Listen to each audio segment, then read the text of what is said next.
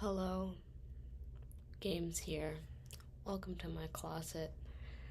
Today we are going to be discussing evil bisexuals in Fiji. Um, if only because, um, everybody that I know in my personal life is tired of me talking about this topic.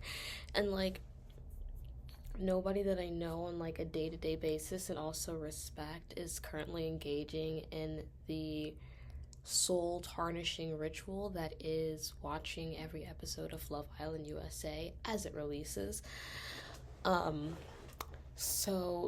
relevant parties are not in the room, so to speak. So when the relevant parties are not in the room, or the relevant parties are most definitely in the room, we we come and have chats like these. In regards to my last video, I want to say that the throuple is closed, the throuple is over, the throuple is dead, the throuple is done. This page is no longer a safe place for polyamory. Don't bring those kinds of conversations into this space because you will be blocked. Love Island USA, Season 8. Our main players are Zach. He's British and loves One Direction. Bryce, 30-year-old model from LA and DJ. But it's fine. But he's also woke. He was Tumblr famous. He was Tumblr famous in the early 2010s, so that's why he gets a pass for being a DJ in 2026. And then we have Trinity, baddie, Kada, baddie, okay? Zach is dating. I was just thinking, should I make an illustration of this right now? So Zach is coupled with Kada.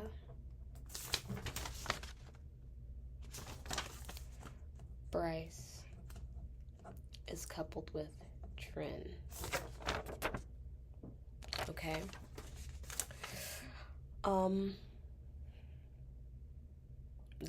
This seems like heterosexuality, right? Wrong. Zach and Bryce have some weird homoerotic interactions every single episode since maybe episode 2. Perhaps I'll say definitely since episode 2, perhaps episode 1. I haven't reviewed the footage. Now some people will say, how do we? This is not okay, check this box to be bisexual. We didn't do a pronoun circle at the beginning of this series. How do we know these people's sexual orientations? How can we be certain about that? How can I sit here and tell you that Zach represents evil bisexuals all across the United States and Canada regions, even though he is an English man currently traveling throughout Australia with no job? Well, let's just say what we can say for sure. Okay? Zach gets lots of pleasure and enjoyment out of reenacting homoerotic scenes with Bryce. Do you have to be gay to enact homoeroticism? No. There's no requirement that you be gay. Do you have to be gay to like enacting scenes of homoeroticism? No. Okay? It's simply put, there's something about men together that you like. That all I'm saying for 100% certain is that there's something about men together that Zach likes. And Zach especially likes it if he's one of the men in the together. There's something about it that calls to him. Maybe it's some sort of Freudian, I don't know, ego crisis. I don't know, maybe it's a childhood thing. Maybe he just really loves the camaraderie of being with the boys, hanging with the bros. Or maybe he's got a little bit of homosexual desire within him. Listen. Listen. Can we really sit here and say, ooh, maybe I should listen out without this so I can actually gauge how loud I'm being? Sorry, it's late. I don't want to be a disruption. What can we say for certain in this situation? But this is homoerotic, okay? You know, here's another fact that we can say for certain. Straight men engage in a lot of homoerotic behaviors with each other, okay? I've never been into the locker room for the cis straight men. I don't want to be in that space. Don't send me the GCal invite. I'm gonna stay respectfully in my home if I, upon receiving such a invitation. I know, but I know what goes on in there.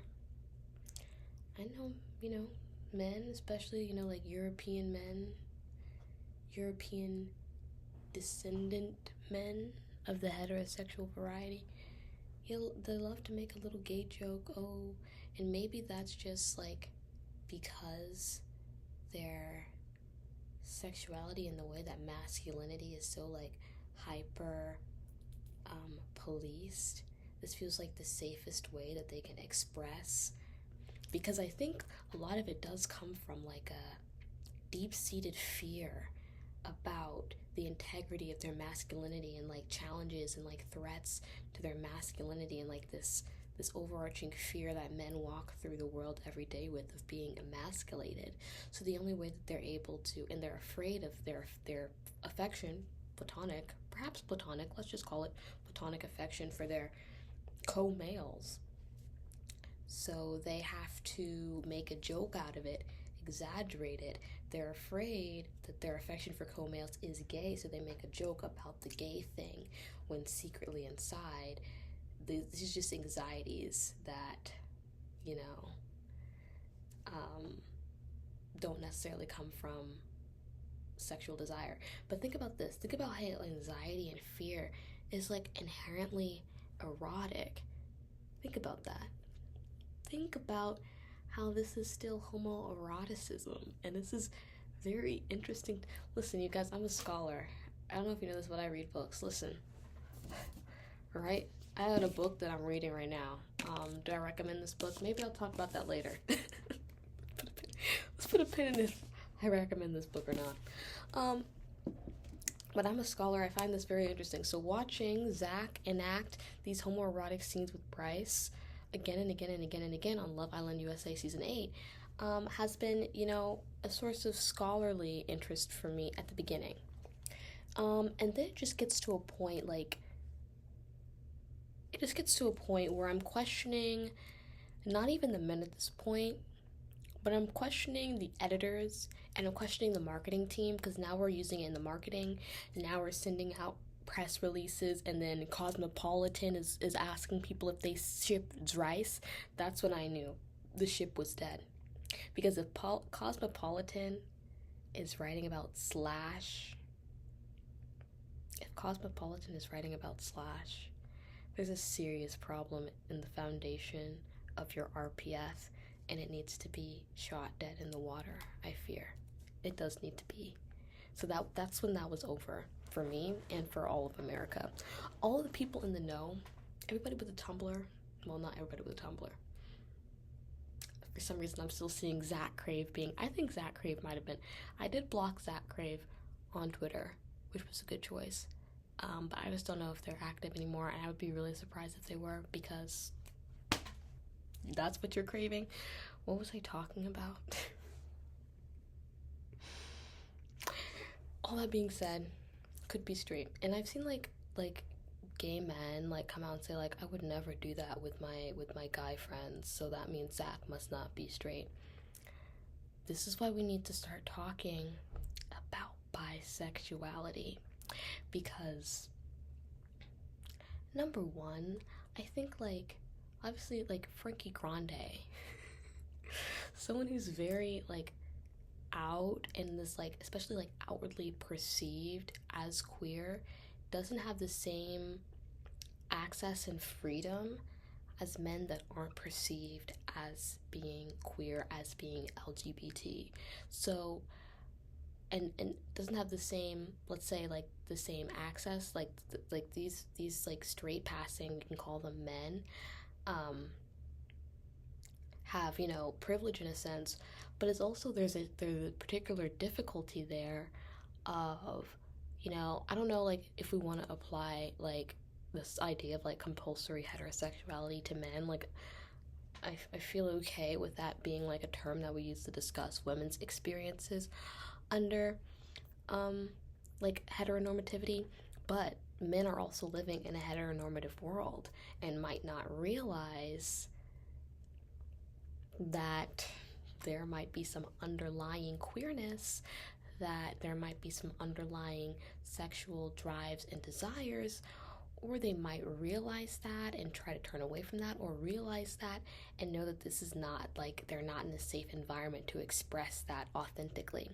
So what happens is we fall into what I like to call evil bisexual patterns. I've mostly seen this with like young women, teenage girls, and like evil bisexuality is a trope, whatever. I'm a bisexual. I'm not a good person. And like, no, number one, I've never met a cis male bisexual that wasn't evil. Like, that wasn't like someone that I would advise birth be given to. I respect the concept, but every person that I meet, I'm not saying like discriminate against cis bisexual men. I'm just saying that it makes sense that I'm now encountering another cis man who I think is bisexual and also can verifiably say is evil. Like, that just sort of fits into what I already know about the world.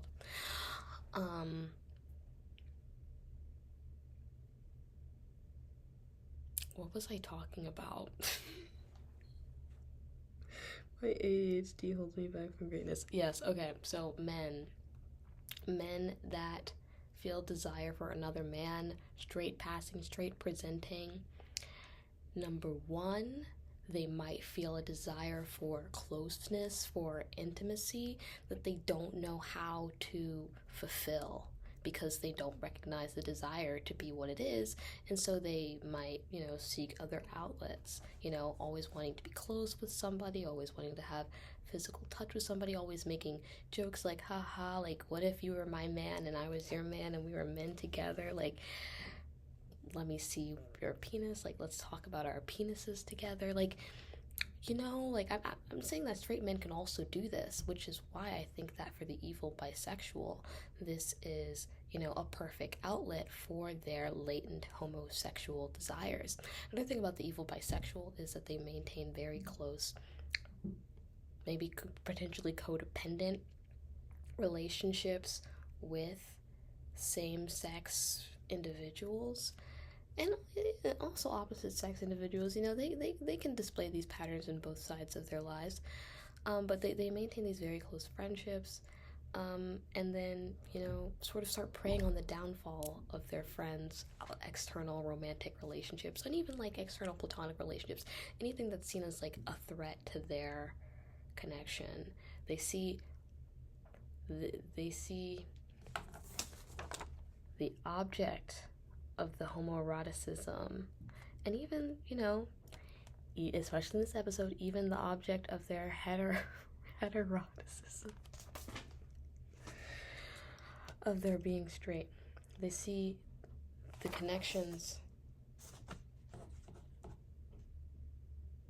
Oh shoot, I'm fucking up, you guys. Okay. They see all of these other connections going out this way as threats to their bond, okay? And that's why they start lashing out, but they can't lash out in an obvious way. So it's through subtle comments, through subtle actions and behaviors, like Zach telling Bryce multiple times, I don't think Trinity likes you. Did she tell you that, Zach? Zach telling Bryce, you know, I just like it better when it's you, me, and my girlfriend hanging out. Like, I'm just not sure, like, if the vibe is good with when your girlfriend is with us. Why does the vibe, why does your perception of the vibe have any bearing to do on whether or not Bryce should be in a relationship? Do you see how that's like a codependent idea? And do you see how that's like he's enmeshing himself into somebody else's relationship? Those boundaries, lack of boundaries. I'm reporting to you on the literal streets of bisexualism. It's rough out here. It's ghetto as hell. Don't do it. Don't start dating men. Don't start dating women. Don't, you know, pick up an interest in non-binary people. Just stay at home and watch Love Island. Anyways, we have to move on. Yeah, so that's what I would like to add into the conversation. Another thing is, like I said in my last video, it's just hard to talk about this and hard for this to be airing on a show that's so popular and so like general population, is because people that are, I think, rightfully, you know, put off by some of Zach's behaviors in the villas, have started calling him gay, like, as an insult, and like that does reek of homophobia, and like sort of ignoring the fact that he could be attracted. Like, here's the thing, like, I don't think that, like, if it's Love Island, right? If Zach was flirting with another girl on the island and like able to openly explore that, which we've seen with other couples and other people in the show, like, would we call that disrespectful? No. Like, no, right? But because it seems like Love Island is just not going to be a space where two men can explore each other in a safe way. And I think we've seen that from public perception, and also just the way that the villa is set up as being very like binary, like boy girl sort of thing. Like, that's just not a safe space for them to do it. So this is really the only way that they're going to be, they're able to explore each other. And I know a lot of people, I not a lot, like maybe some people I've seen are like, you guys just need to stand up and be done with it. But like, I don't know how you could ask someone to do that. How you could ask someone who fully expects to leave, to enter this villa, to be on TV, shown falling in love with a woman, how you can expect them to feel okay with stating outright their attraction to men. And I know it's happened with women before, but I don't want to pretend like the experiences that women have in relation to bisexuality, to queerness, is the same as the relationship that men have. Not saying that one is, say, like, better or worse for whatever reason. Like, I think the reason that women feel like women have felt more because, like, you guys, I'm also just gonna be honest, these people on these dating shows, these men on these dating shows are, some of them are very queer. Some of it gets very bisexual. Some of it gets a little bit gay, even. So, like, let's not pretend that it's never happened, or it could never happen, or there wasn't potential in places that never went anywhere and never developed. But it's just different, and I worry. like they have their right now is jokes, right? And already what we're hearing is a lot of pejorative, a lot of calling out people over these certain things, and it's like you're sitting here calling him gay, calling him DL, calling him deceitful, whatever, and then also saying, like, just come out and be gay about it. Like, you wouldn't, like, that wouldn't make the backlash even worse. I don't appreciate the way that the show is being edited. Number one, we don't have to include every single clip. Like, Love Island producers, like, you sort of know that your show is not able to house queer relationships. And if you really were trying, or queer male relationships, if you really were trying to make this push for this relationship to be there, you could sit down Bryce and Zach and say, like, okay, like, how are you identifying? Like, are you feeling like this? Like, we're sort of seeing this, like, maybe that's something that you could explore. I don't think the producers have done that. I don't think that they would do that. And I think that them continuing to air certain clips and, like, post certain pictures, zoom, like, the camera zooming in on Zach and Bryce's crotches when, I don't even want to bring this moment up, Zach was stretching Bryce out on the bed, just zooming in on their crotches while that was going on. I don't think that was necessary. And it's giving queer baiting. It's giving queer baiting because you know the audience wants to see gay. And you're not willing to actually follow through on giving them real gay, so you give them, like, gay light, diet gay. I don't appreciate that.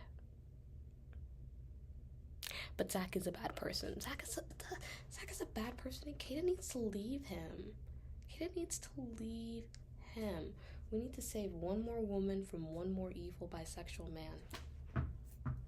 And it's not the evil, like, him liking men doesn't make him evil.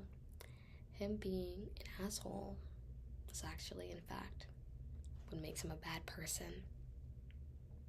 Him being a whiny little baby. Every time Kata does something, whining.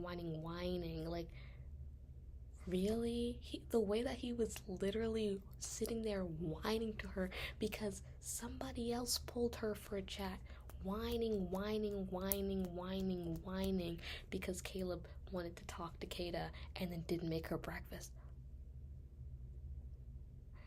I can already see, like, the way that he's kind of hot and cold has altered the way that she needs to get out of there, because that can get really scary really fast. And I don't want to see that from my New Hampshire Green Reaper. I actually want her torturing New Hampshire instead of placating this man-child. Another thing about this show is, like, this show is not for men. This show is for girls. Not to be, like, gender reductionist, but really, I'm tired of men. So, like, if you're watching this show and go, oh my god, why is the woman treating the man so bad? Because that's her job. That's her right. Everything that's going on in the world, and I can't let a woman torture a man for 6 weeks? Huh? Turn off the show. Like, why are there stan accounts for KC? Why does Zach Crave exist? Excuse me? Y'all are confused. Y'all are confused. Okay? Okay? Another evil bisexual, Melanie, but let me not wake that up. Although, I just watched the episode where they did the heart rate challenge, and Melanie was like, let's dance for the girls. You guys, I think they might have kissed for the male gaze, because if I was there, like, oh yeah, like, I sat up, I thought they were all gonna dance on each other, do the heart rate challenge with each other, but they didn't. So that's how I think that maybe the girls might be straight. Because I would have been like, wait a minute, y'all are gonna make grilled cheeses, but I thought we were gonna give each other lap dances. I thought, weren't we all gonna kiss? You were gonna kiss me, you kiss her, we were all gonna, wait a minute. I would have been confused. That's why they could never put my gay ass on Love Island. It would be bad. It'd be bad. A man tries to talk to me, I go, oh, no. I'm talking to the girls right now. It'd be bad. This is sort of the problem about putting people that are too, like, gay on Love Island. Like, make bisexual Love Island. They made Are You the One? That was psychological torture. I couldn't finish that show. So I don't know if they need to make it. You know how far Zach is setting back gay rights? He might be straight. That's insane.